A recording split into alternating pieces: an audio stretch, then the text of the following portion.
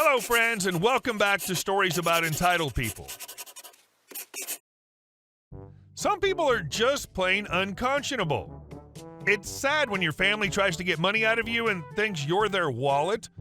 But before we begin, best way to support our channel is to leave comments, like, and subscribe with the turned-on bell so you don't miss the new video every single day. Here we go. Told my family I'm not their financial provider. I'm 19 and currently live with my mom due to health reasons. Despite living with her, I'm financially independent and take care of my own things. I buy my own groceries, have my own car, and while she doesn't want me paying rent, I help her out as well. I work a lot, so I have a bit of extra money to spend on myself that usually goes back towards food, my dog, or my side hobbies. I own a lot of fancy art stuff, figures, and cosplay costumes that I saved up for and bought myself. I have a decently big family. My mom has 9 siblings, but she's the only one with a stable career. Most of my aunts and uncles cannot keep jobs or don't want to work, so they live off of financial support from my mom. It's not uncommon for family to show up at our doorstep because they need a place to stay for a few days. I always felt they were taking advantage of my mom, but never said anything because it wasn't my place until recently. Due to it being holiday season, my family's been coming over a lot more and have gotten more demanding. I started noticing the food I bought and bathroom products going missing. Some of my art supplies and figures got broken because my cousins were playing in my room when I was working. I spoke up about it every time, but they brushed it off, saying I could replace everything or they'd pay me back. They never did. It wasn't like it was small things either. Some of the figures they broke cost hundreds of dollars, and I'd buy full gallons of milk for myself just to walk out that evening and discover that my cousins drank it all. They also constantly asked for money for food or groceries, but then waste it all on other things. The final straw happened last night. I passed a really tough exam and decided to reward myself with takeout from my favorite restaurant. I had my food on the table and went to get a drink, only to come back to find my aunt searching through my stuff. She asked why there wasn't enough for everyone, and I told her that was way too expensive. She called me selfish for only buying myself food while they starved, and I told her if she wanted food, she could buy it herself. She glared at me, but left anyways. She ranted to the rest of my family about how selfish I was, and they all started messaging and calling me saying I'm heartless and need to think about family. They're all struggling, and it's unfair for me to waste my money on pointless things if I can't even help out with dinner. At that point, I had enough. I reminded them of all the times they stole things from me or broke my stuff without replacing it, and all the money they borrowed that they wasted. I told them I was not their financial provider and I needed to focus on myself. I'm tired of them taking advantage of me, and if they want me to care, they can finally pay me back. Now, only my mom talks to me, and while she's neutral on the situation, she wants everyone to forgive each other because we're family. Though I don't see it happening. And our second story. You really don't want me to open this bag.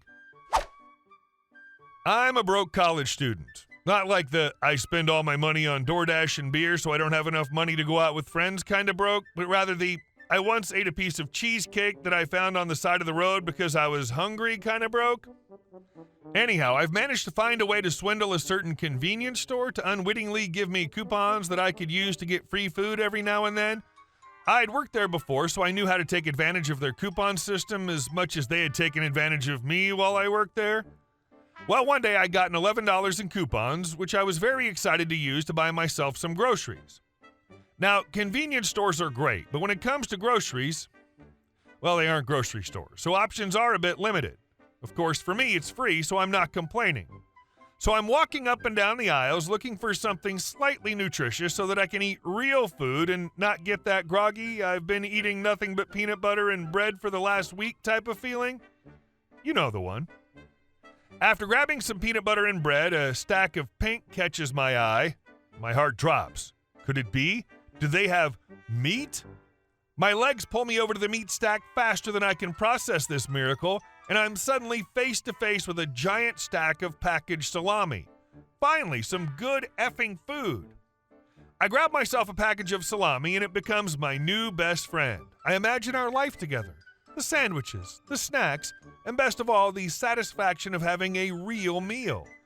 I put the peanut butter back and exchanged it for some mayonnaise and mustard. Peanut butter had gotten me through some hard times, but sometimes you just gotta upgrade. I'm sorry, old pal, Papa just needs some meat. I go to the checkout stand with my salami, beaming like a maniac.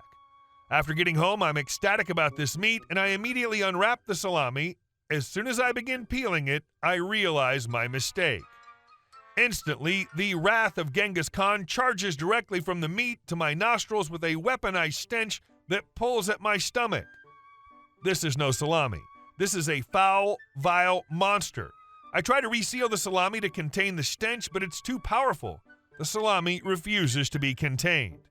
Panicked, I scour the house for anything I can find to vanquish this terrible monster that's let loose in my house. I happen across a freezer bag, into which I throw the salami. This displeases the salami. Furious, the salami begins planning its revenge. The freezer bag contains the stench for now, so I place it into the fridge to return to the store the next day.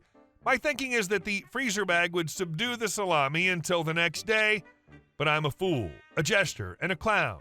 Overnight, the salami rebuilds its arsenal. The night passes and I'm ready to rid myself of this foul demon. I open the fridge.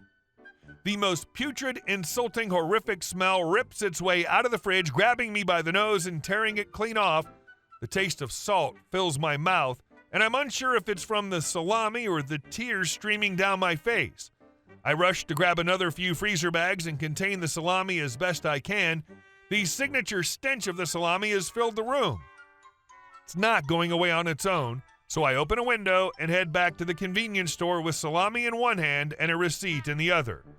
I arrive and make my way to the cashier.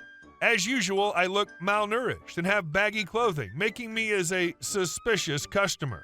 I go to send the salami back from whence it came, but the cashier has suspicions of my return, of course. So why exactly are you returning this, sir? Please don't make me open the bag. The displeased salami becomes eager. It smells really bad. I'd open the bag, but I really don't think that's a good idea. Please don't make me open the bag.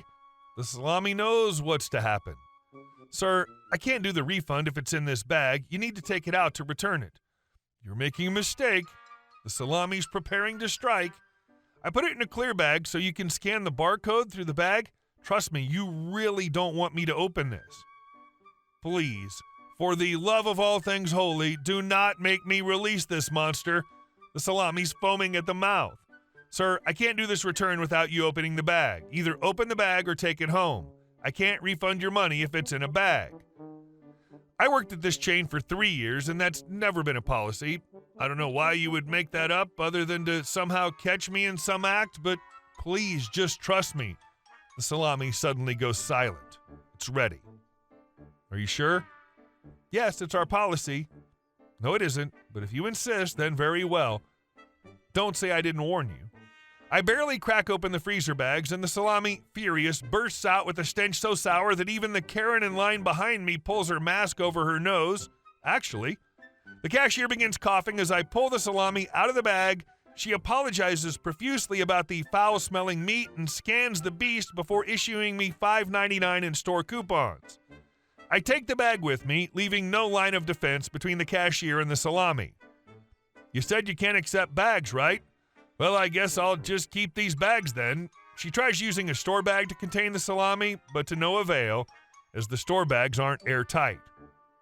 You didn't want my bag, so have fun working next to the salami until the line dies down. I grab 2 jars of peanut butter and buy them with the coupon and head back home to have me some peanut butter and bread. Should have just stuck with Old Reliable. And our last story.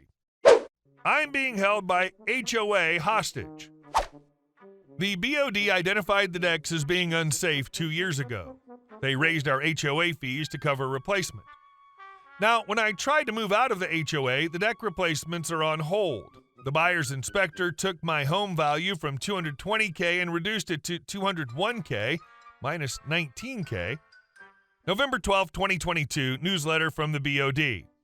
Our deck project is rolling ahead. Yesterday, Darcy and I, along with Stephanie, our KMC property manager, and Carmen, our KMC project manager for the decks, inspected the ones almost done and those about to be worked on. We're very pleased with the new decks and are so relieved to be replacing rickety decks with incredibly solid ones. We'll keep pressing forward as the weather allows. February 13th, 2023 newsletter from BOD. Our deck project continues. There's a punch list work to be done related to the first phase of decks that were replaced, which will happen in the coming weeks. We're also working on permits for the second phase, and work should begin on those once permits come through. March 19th, 2023 newsletter from BOD.